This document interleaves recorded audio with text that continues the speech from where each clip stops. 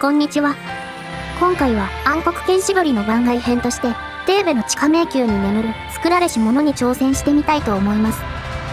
アルムとセリカが合流し、総勢12名の暗黒剣士が一堂に会してしまったわけですが、テーベには10名までしか参加することができないため、ここでお別れとなるユニットを2名選ばねばなりません。これまでの成績、現在のステータス、今後の伸びを考慮した結果、苦渋の選択ですが、この2名を外すことに。1人目は D。チェシーへの支援がなくなるのは痛いですが、エンディングで語られていた史実通り、勇者の剣を返して野に放ちます。ああ、満足だ。2人目はカムイ殿。バルボニキたちの元へ返してあげます。暗黒剣は選別だ。持っていきな。こいつはちょっと。だよね。わかる。というわけで、テーベにはこの10名で挑みます。地獄の暗黒剣縛りを生き抜いてきたマサどもだ。面構えが違う。テーベに挑戦するにあたって、2つほどプチ縛りを追加しようと思います。1つは、全員生存してテーベから帰還すること。ギマレーへの神風アタック禁止です。もう1つは、魔戦士勢の村人ループ禁止。際限なくレベルを上げられるのは、さすがに強すぎるので NG。アルム、セリカ、村娘、魔戦士勢。皆同じ土俵で戦っていきたい。それではテーベ挑戦の準備を進めていきます。まずはアイテム回収から。戦闘開始は16分25秒頃からです。森の村の村娘に可愛いものをあげて便利アイテムを巻き上げます。小さな歯車、ゲット。これ自体はいらないのですが、歯車コンプのためもらっておきます。命の木の実、ゲット。食べると HP プラス2です。ミラの歯車をすべて集めると、シスターからご褒美をもらえます。アンブロシア、ゲット。守備力プラス2のうまい食材。最後にネクタルを作ってもらいます。貴重なドーマの苔を材料に、ネクタルかアンブロシアを作れますが、安定を取るならアンブロシアが正解かなと思います。しかしこれは運とリアルラックに翻弄された暗黒剣縛り。最後まで運こそパワーです。苔は2個ありますので、2個ともネクタルにしておきます。次に、全ユニットのレベルをカンストさせてしまいます。作られし者と取り巻きどもはつわもの揃い。生半可な強さでは返り討ち不可避。残されたレベルアップの機会を最大限活かすべく、上昇ステータスを吟味していきます。修行場はここ、沼の墓地。ランダムで、スケルトン、ガーゴイル、ドラゴンゾンビ、そして、稀にマミーが湧きます。一匹の経験値はたかが知れてますが、極力1ユニットで集中して倒せば、参加経験値と合わせて、1回50から60くらい稼げます。うまく調整すれば、参加経験値で経験値99にするのが容易。吟味が少し楽になります。また、種子以外知りようがないので、思考停止プレイが可能。戦闘はガンガン飛ばせます。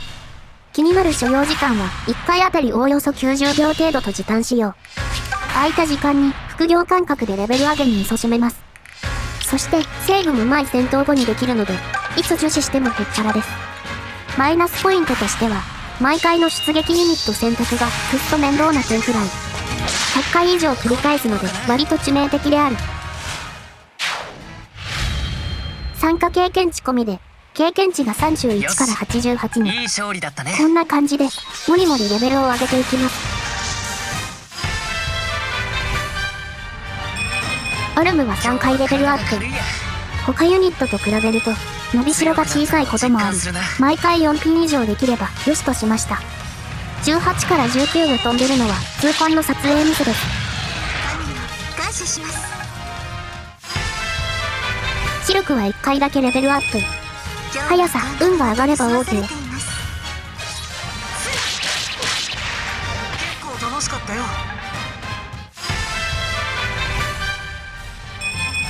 クリフは6レベルアップ。速さ33はマスト。攻撃力も狙ったのですが、思うように引けず。速さ33が必要なのは、テーベ最下層の魔戦士に再攻撃するためです。最下層の魔戦士は攻撃力も35とぶっ飛んでいるため、一刻も早く処理するための攻撃面、被弾を最小限にする防御面の両面から、速さ33に到達しているユニットが一人でも多くいる方が圧倒的に安心できます。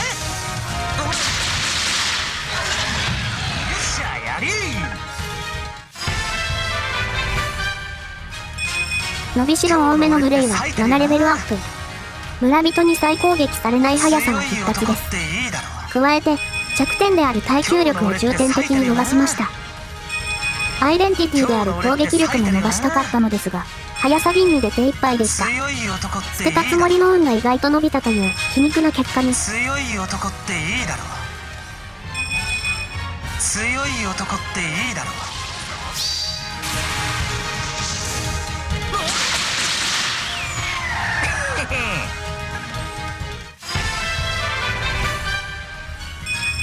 ラム組で一番成長したロビン、一気に8レベルアップです。速さを毎回上げても30には到達できないですが、ドーピングで狙えるので上げときます。ロビンは何かに特化させたくても、もう手遅れな楽しいバランス型なので、このままバランス型で突っ走らせます。俺なんか強くなってね。ロビンの速さ成長は30なので、毎回速さを上げつつ、それなりの量成長を目指すのは結構大変でした。ラム組で一番手がかかってると思います。こりゃ活躍しなきゃ嘘だよな。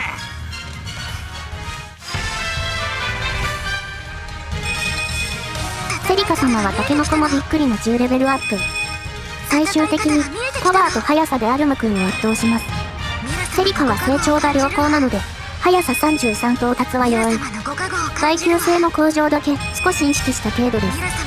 レベルアップ回数は多いですが、一番手がかかってないんじゃないかと思います。ちなみに魔法防御も2回も上がってますが、狙ったわけではないです。ミラ様のご加護を感じるわ。みんなを守る力が身についたかしら。戦い方が見えてきたの。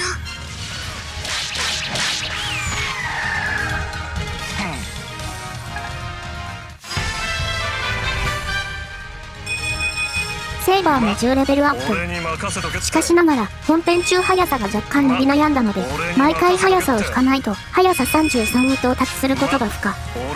優れた耐久性をさらに伸ばし、テーベで先陣を切らせたかったのですが、速さ吟味が若干足かせとなったかなといった印象。俺に任せとけって。俺に任せとけって。俺に任せとけって。今日の俺ってば冴えてるね。今日の俺ってば HP はなんとかカンスト。意識してなかった攻撃力が割と伸びたという嬉しい誤算。冴えてるね。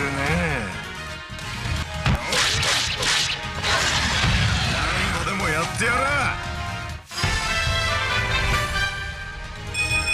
今回一番の成長を見せたアトラスは11レベルアップ。成長2待ったなし。速さ33は言わずもがな。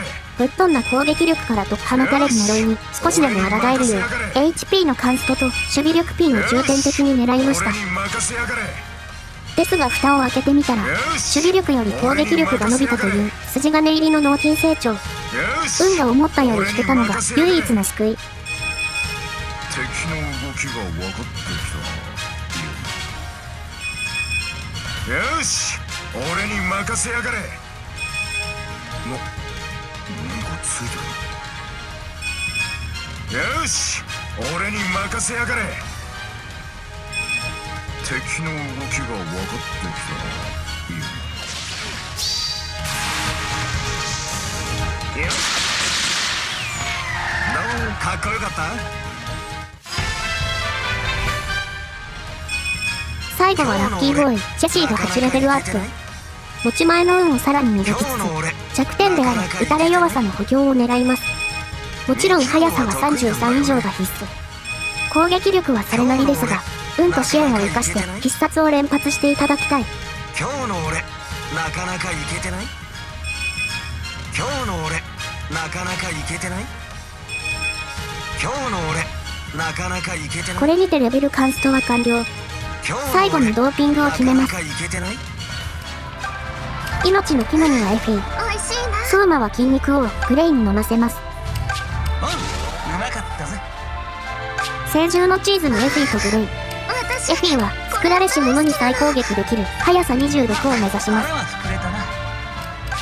ネクタルはニコトモエフィ。これはただのひいきです。アンブロシアは村娘2人にあげます。村娘は魔法ダメージ半減がないので、せめて物理ダメージは減らしておきたい。私これ大好きなの。続いて井戸水巡りへ。私の大好物です。長らくキープしっぱなしだった森の祠の泉。決して忘れていたわけではない。HP の水として使用します。耐久力を上げたく村娘に飲ませます。これで2人とも HP47 に。続いて秘密の祠。守備力を3回上げられます。村娘と迷ってグレイにしました。グレイは最前線へ行くことになるので、せめてもの鼻向けです。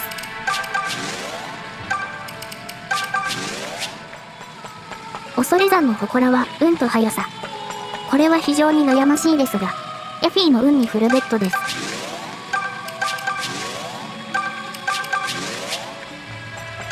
さらに、デーベ3階にも運の水。これもエフィに全振りです。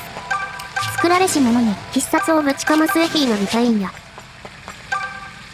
デーベ4階には攻撃力と速さの水。グレイの速さを1回。残りはパワー。ブーツ、ゲット。これはエフィに使います。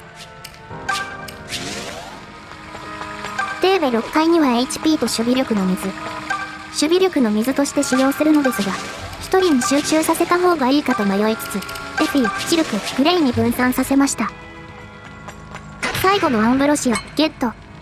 エフィと迷って筋肉王、グレイに献上。最後は9階の速さと魔法防御の水。これでエフィの速さが26、グレイの速さが33に仕上がりました。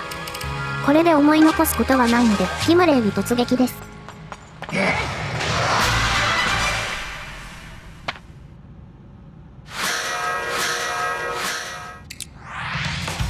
作られし者。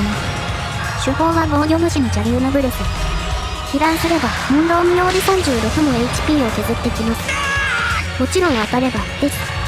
運が良ければ、こんな感じで回避も可能。ただし、ミス判定があるなら、もちろん必殺判定もあります。36かけることの3は、108ダメージと下流。暗黒剣の真っ青なダメージで、焦点不可避。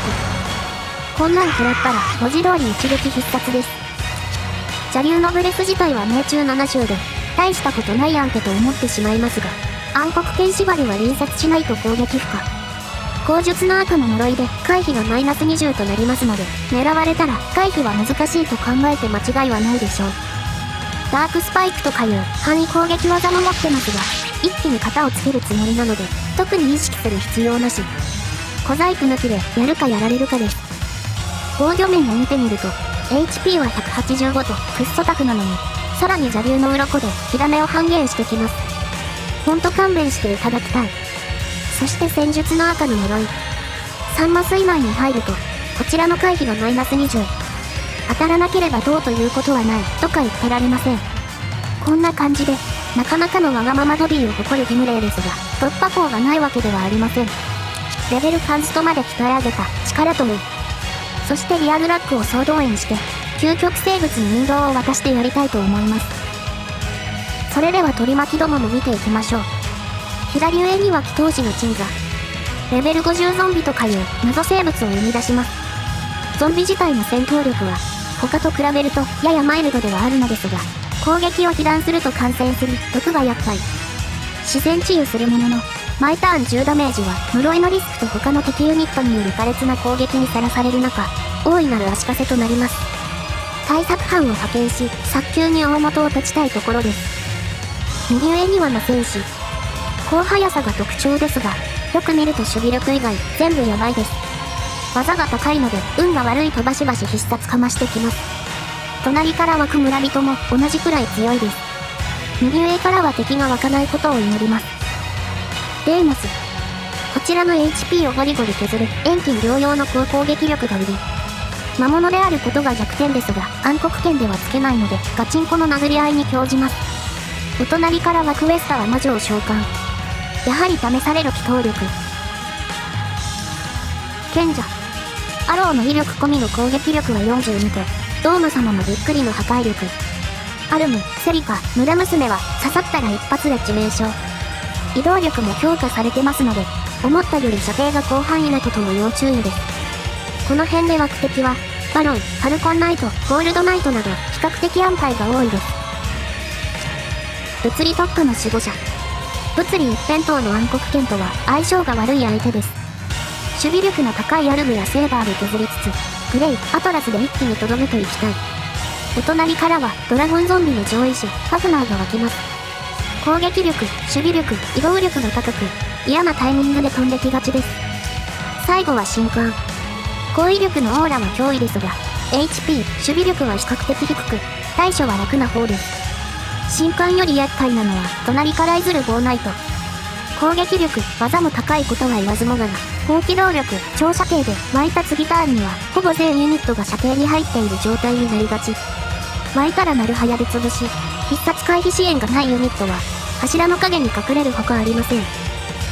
最初からマップに出ている以上の6体に加え、次々補修される増援を処理しながら、本丸である作られし者を目指します。もたもたしていると、呪いやら必殺やらで、いずれ事故が起きてしまいますので、パパッと進んで短期決戦を目指したい。それでは早速進軍開始です。1ターン目はひたすら前進。セーバーは次ターン賢者を殴れるよう極力前の方へ。神官の射程に入ってしまいますが、それ以上にこの賢者は厄介。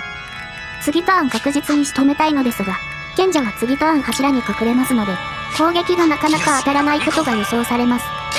手数多めで対処したい。私頑張るね。他ユニットはセーバーに続いて前へ。いつでもどうぞ。よっしゃー、いつでも来い。さあ行きましょう。ぶっ倒してやるよ。ナイス。早速湧いてしまったボーナイト。神官、賢者との戦況次第では、早くも破壊エンドが視野に入ります。さらに、奥の魔戦士も早くも射程圏内。2ターン目にして、クライマックス間ウィンウィンです。アローが怖すぎるので、魔戦士と合わせて、賢者の討伐を最優先で狙います。一発外しましたが、大健闘です。あと2マスの攻撃枠で、なんとかしたい。シェシーは魔戦士に突撃。必殺に期待です。そんなに甘くないよ。甘くないですね。残念。賢者討伐隊、2人目はアトラス。カンスとした力で首を引っこ抜いていただきたい。うぜえんだよ。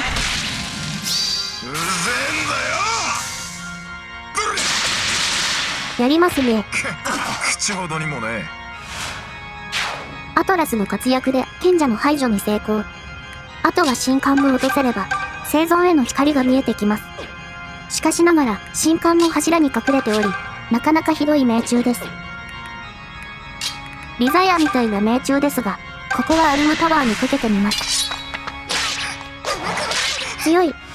非常にいい流れです。アルムでとどめチャレンジ。ダメならクリフでフォローかです。なんだって。やるじゃない。左のパワー系2体はラム組で対処。まずはグレイ。力というものを思い知らせてやります。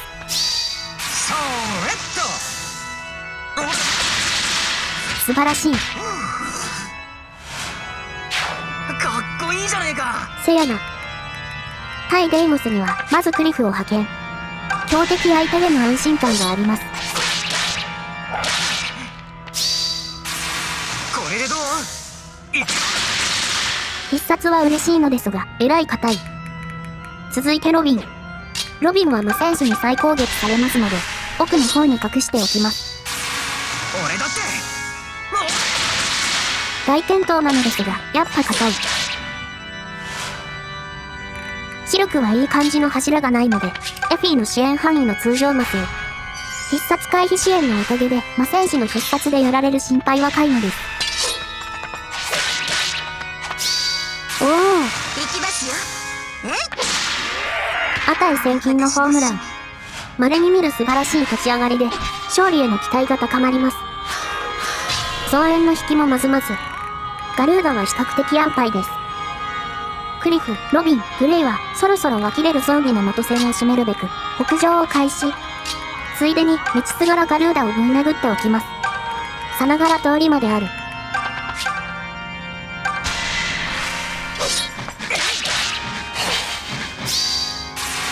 行くよ。ナイス。結構楽しかったよ。今のいい感じだったぜ。サイのコウです。瀕死のデイモスは他ユニットに任せてグレイの北上。この3人は相互支援により3人揃って初めて進化を発揮すると言って過言ではない。ぜオーケー。何度でもやってやら。そろそろゾンビが射程圏内。キャシーは柱に隠れて備えておきます。必殺を期待してエフィをぶつけてますが、ここはシルクと交代すべきでした。神官は一番魔法防御の低いアルムを狙うと踏んで、中央へ誘導すべくアルムを中央付近へ。ちなみに、この予想は外れます。やっぱりアルムでボーナイトを殴った方がいいのではと悩み中。相変わらずひどい命中ですが、セリカ様を信じます。負けられないの。超有能。許したとは言わないわ。強いんだね。強い。シルクはエフィとセットなので、先行させずエフィを待ちます。神官はアルムではなくエフィを攻撃。そしてヒット。運よく事なきを得ましたが、ボーナイト生きてたら積んでこ説。ロビンが 30% を被弾し、特に人生楽は役目あります。今度は華麗な回避からの必殺で HP フルに復帰です。いいぞ。痛いよ。キャシーの回避と必殺。かっこよかった。毒を受けずに済んで助かる。ここで無慈悲なおかわり。またお前か。神官を安牌のアルム君で削ってセリカでとどめと行きたい。行く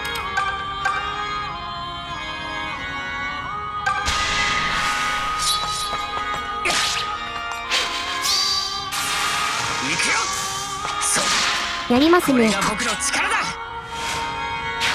いつも頼りにしているのよ。エフィはもちろん回復。いいけど、ちょっと苦手なの。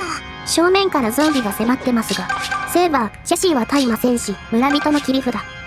温存させたく、アトラスを向かわせます。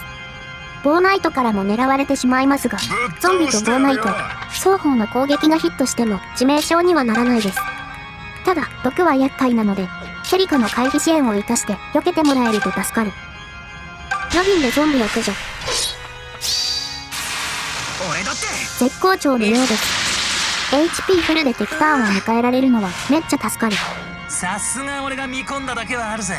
筋肉王も後でしっかり活躍するのでご安心ください。ボーナイト、ゾンビ両方の攻撃を回避。いい感じです。新手はゴールドナイトと守護者。可もなく不可もなくです。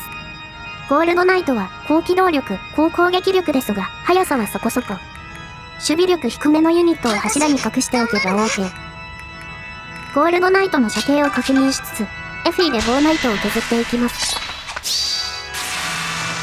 終わった。なんと耐え上がりました。よろしい。ならばおかわりだ。よかった。よかった。私も見習わなくちゃ。セリカ様も一つドカンと頼んます。アルム、セリカは極力前の方へ陣取らせておきます。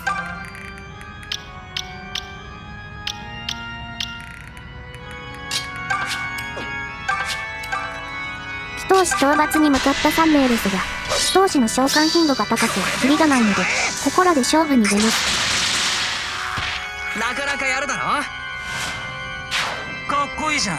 俺の次にグレイのかっこいいところ見せてもらいましょう。このゾンビを排除して祈祷師との距離を一気に詰めます。呪いさえ引かなければいけそうですが、果たして。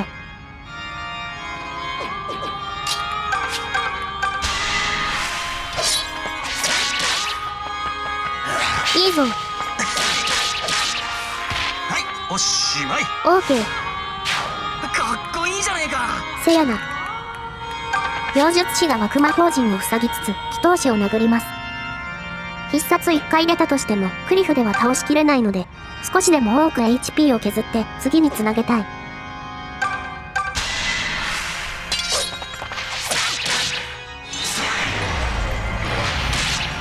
一矢報いたもののメデューサのヒット。なかなか厳しいです。シルクをエフィの支援範囲に入れてゴールドナイトを迎え撃ちます。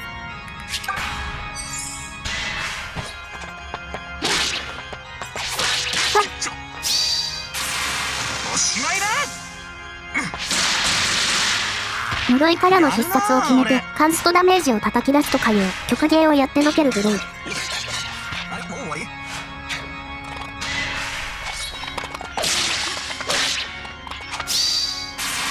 ご加護お仕置き。これはいいお仕置き。必殺を決めても平然と立ち上がってくるのがテーレクオリティ。ひとまずシルクが削ってくれたゴールドナイトをアルムで落とします。受けてみろ。逃がす。オーケー。僕は負けない。頼りにしてますよ。そこはかとなく圧を感じるセーバー撃の低迷後。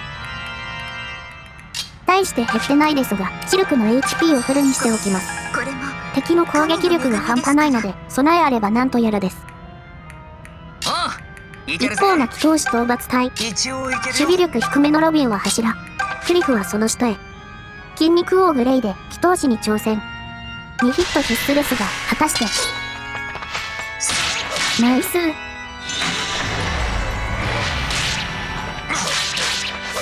グレイしか勝たん。どうよ、いけてるだろ。めちゃめちゃイケてる。エフィ、セリカを神官の射程から逃がしておきます。本当は祈祷師の穴を塞げたらいいのですが、ギムレイの射程に入ってしまいますので断念。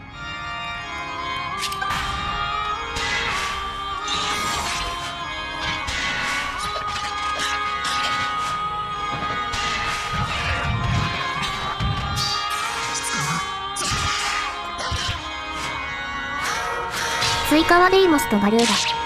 守護者、ファフナーに加え、高守備力が3体になり、雲行きが怪しくなってまいりました。やって先ほどオーラを被弾したセーバーは回復。苦手なもんくらいあるんだよ。守護者と神官は、アルム、セリカ、エフィ、シルクで十分落とせるはずです。最悪自身をヘルプに向かわせることも可能。神官は必殺なしでも落としきれますので、必殺率の高いエフィを守護者、シルクを神官にぶつけます。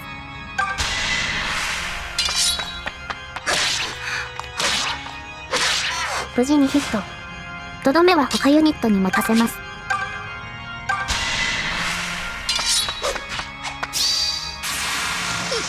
ドヤ顔で耐えるんやね。知ってる。当たりが出たらもう一回。本日2度目の2連必殺です。アルム見ててくれた。いい仕事するじゃねえか。セイバーおじさんが見ててくれたようです。毒で減るので気休めですが、ジェシーも回復しておきます。ちょっと苦手かな。セリカを支援範囲に入れて、アトラスで神官を成敗します。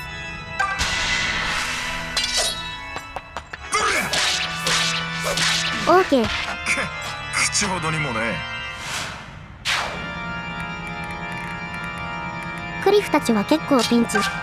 手負いの状態で3体が間近に迫ってます。魔法陣の上にいる下の2体はほっとくとして、ファフナーは処理しておきたいところです。可能性としては、クリフ、ロビンで一発ずつ必殺が出ることを祈るか、グレイが呪いを引かずに2ヒットすることを祈るか、ロビンかクリフでグレイがあと一発で落とせるとこまで削って、グレイの一発にかけるかの3択です。散々迷って3つ目の選択肢で行くことに。ロビンは柱から出すのが怖いので、削り役はクリフを選びました。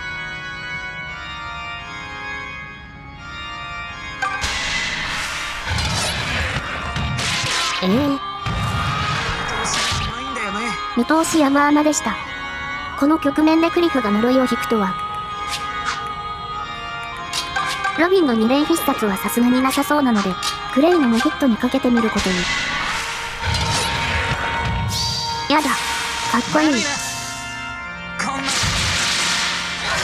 グレイの活躍でファフナーを辛くもできた。一人で格好つけやがって。クリフがピンチですが、呪いと必殺を引かなければ、デイモス、ガルーナ双方に狙われてもギリギリ耐えられます。ロビンは回復を視野に柱から柱へ少し後退。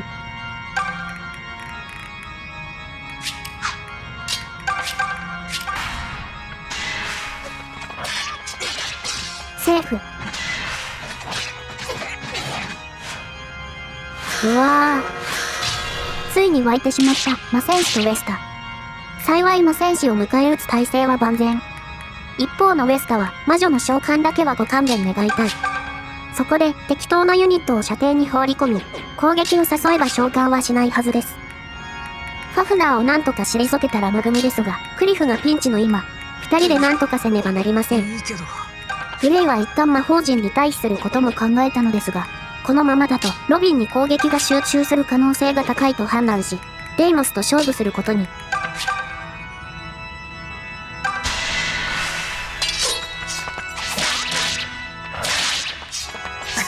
セーフ。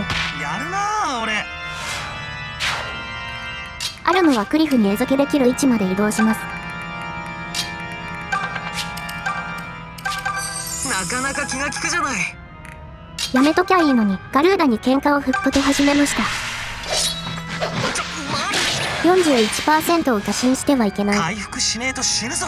せやな。不本意ですが、エフィをウェスタの生贄に捧げます。これでロビンは安泰のはず。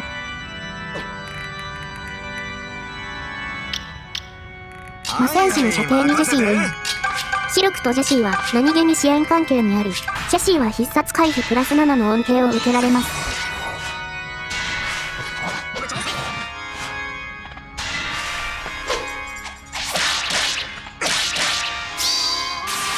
食らっちゃって。大健闘ですが、3足らず。あと1攻撃力上げておけば、と少し後悔。アルムを少し後退させて、ジェシーを回復。いけるよ。元気にはなったかな。余力のあるセーバーでレスタを討伐します。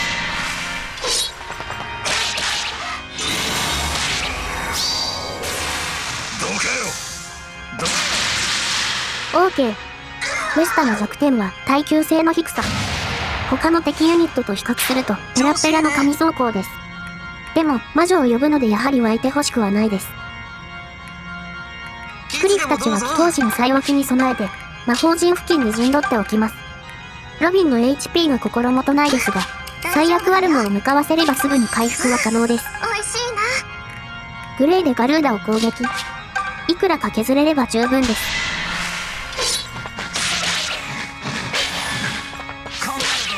ロビンがあれだけ外しまくったのにあっさり撃破。持ってますね。なぜか魔戦士にシルクをぶつけるという暴挙に。セーフ。ミラ様のお導きです。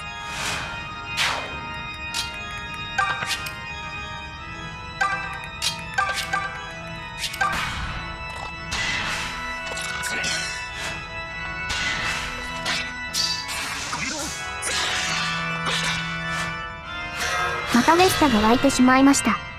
このターンは魔法陣から引きずり出して、次ターンで処理と行きたいところなんですが、待ってると次々増援が湧くので、ここは攻めます。その前にアトラスでボーナイトを処理。幸運に成長したアトラスならいけるはず。や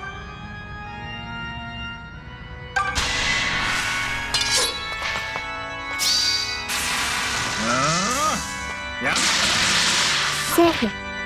思い知ったか。俺も負けてらんないね。シェシーはいつ魔戦士が湧いてもいいように右側の柱へ。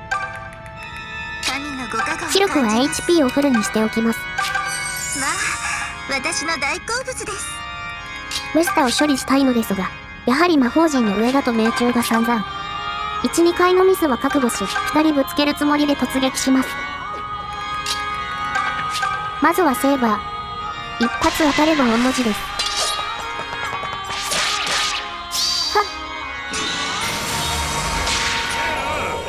一瞬のうちに色々起こりましたが、勝ったので、よし。残りはデイモスみたい。作られし者への攻撃準備も進めていきたいところです。上の一体はクリフで削ってロビンでとどめを刺せば楽勝。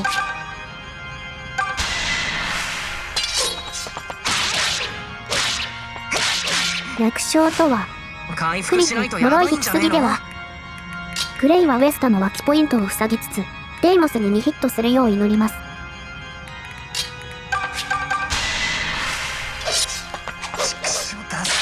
祈り届かず、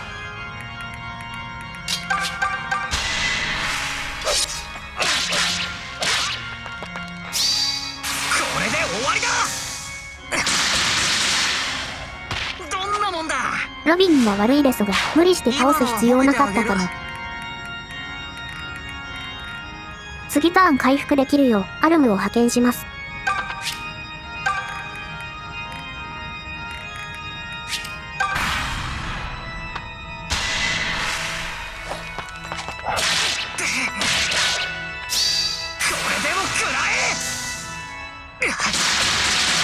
素晴らしい。ロビンの必殺が冴えます。ついに幸脇してしまった祈祷師。ゾンビを生み出される前に何としても処理したいところです。ボーナイトも湧いてますので、守備力低めのアトラスは柱へ。セリカは HP フルをキープしたく、ここでのデコイはシルクです。問題の祈祷師。ロビン、クリフでは命中も考慮すると厳しそう。ここもやはり、あの男の力を借りるしかなさそうです。メデューサを被弾した場合、2撃目の呪い発動が怖いですが、勝負です。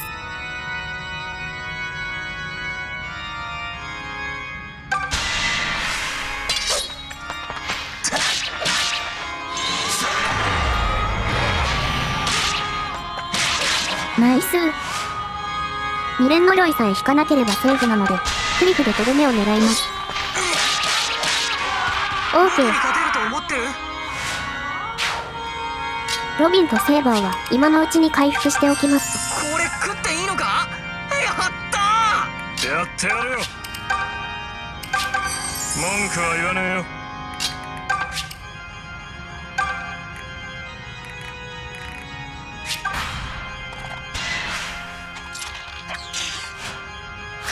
幸脇はガルーダ1体のみ。いい感じです。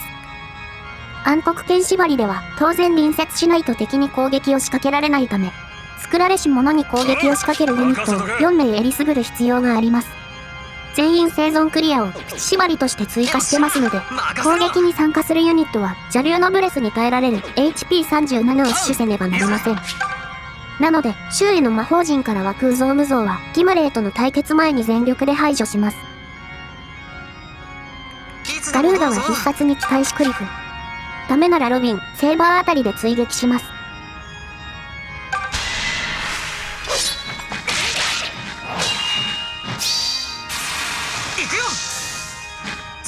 呪い多めで若干調子の上がらなかったクリフですが、ここに来て期待通りのパフォーマンス。かっこいいじゃねえか。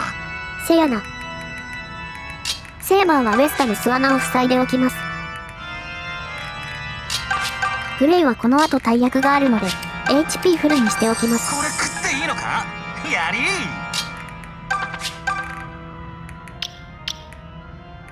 ボーナイトはジェシーで削って、削れ具合でとどめユニットを決めたい。これでどう？いいぞ。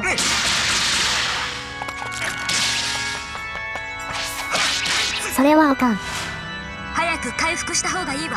それはそうなんですが、ボーナイトをこのターンで落とさないと色々とやばい。シルクだとワンパン KO に1足りない。そこでパワー系村娘エフィ登場。命中は怪しいですが勝負です。やったぜ。嬉し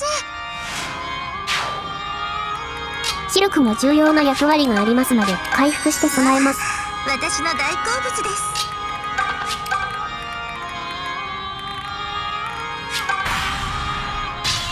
なんとおかわりなし。セイバーたちが塞いでいる魔法陣に脇判定があった模様。これはめちゃんこついてます。万全の体制で決戦に臨めそうです。早速、作られし者との戦いの準備を整えていきます。まずは、おもむろにセリカをギマレーの射程に放り込みます。当然このままでは、セリカが狙われてしまいます。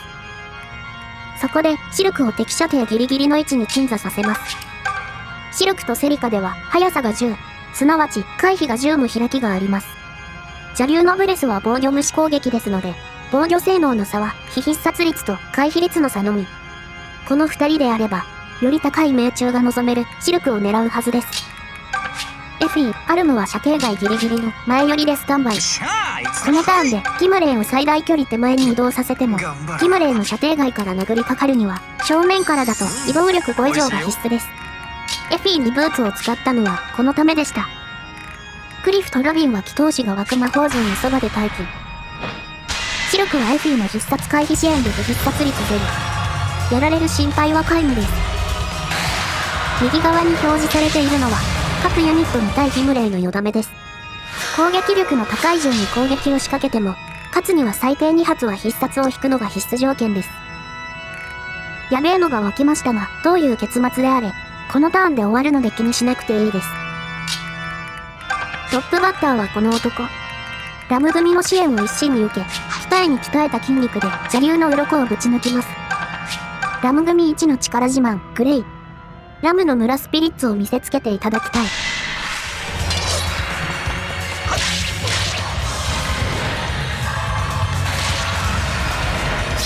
おお。攻撃力で一番にはなれませんでしたが、孫うことなくもう一人の筋肉王回です。復しないとやばいんじゃねえの？このターンで全てが終わるので大丈夫です。これが使命であれば。 2番はエフィー。この日のためにハッピーになるドリンクを決めまくりました。エフィーも必殺を決めてくれると後が楽になりますが、果たして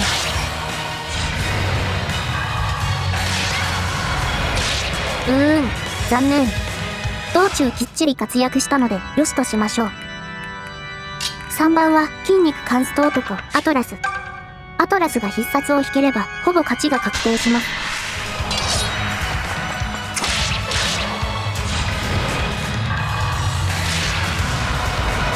来た。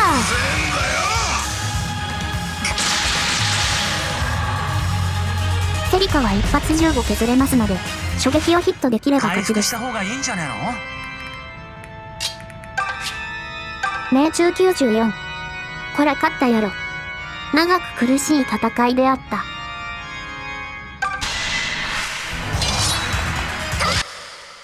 最後の最後。本当に最後の一撃でまさかの呪い。しかも、全ユニット中トップクラスの運30を誇るセリカにです。道中幸運に助けられた分の報いでしょうか。にしても、引きが悪いってレベルじゃねえぞ。ブレスのヒットは 75%。25% の回避に、一縷の望みをかけるほかありません。奇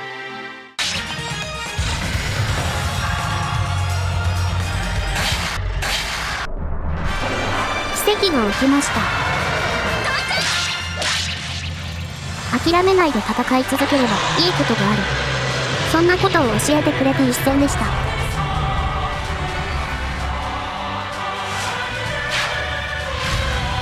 テイク数は51。